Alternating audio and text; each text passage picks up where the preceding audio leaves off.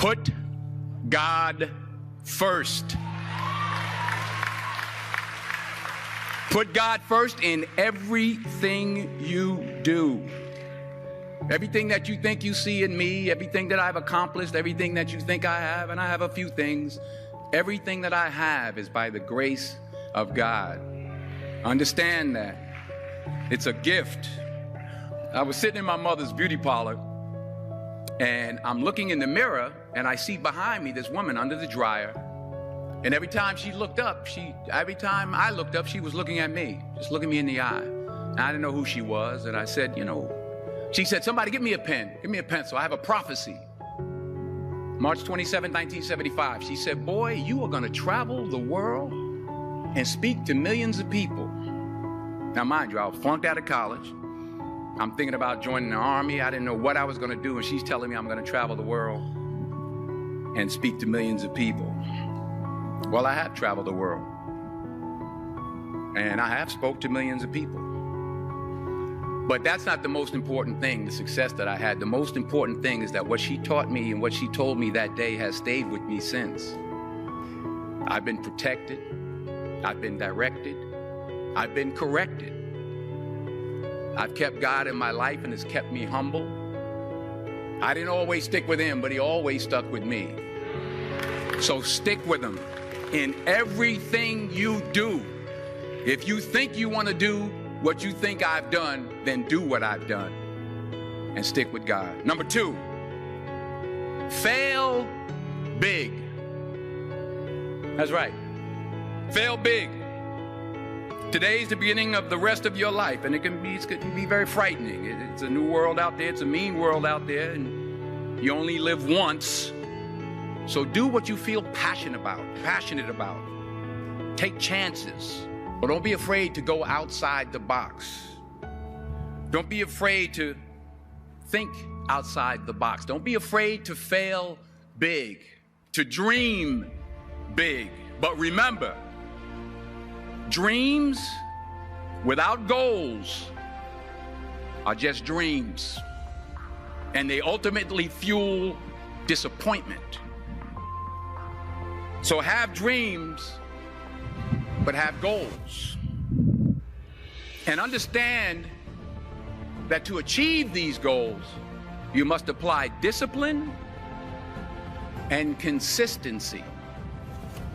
In order to achieve your goals, you must apply discipline, which you have already done, and consistency every day, not just on Tuesday and miss a few days. You have to work at it every day. You have to plan every day. You've heard the saying, we don't plan to fail, we fail to plan. Hard work works. Working really hard is what successful people do. Remember that. Just because you're doing a lot more doesn't mean you're getting a lot more done. Don't confuse movement with progress. My mother told me, she said, yeah, because you can run in place all the time and never get anywhere. So continue to strive, continue to have goals, continue to progress. You'll never see a U-Haul behind a hearse.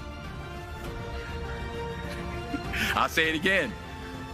You'll never see a U-Haul behind a hearse. I don't care how much money you make, you can't take it with you.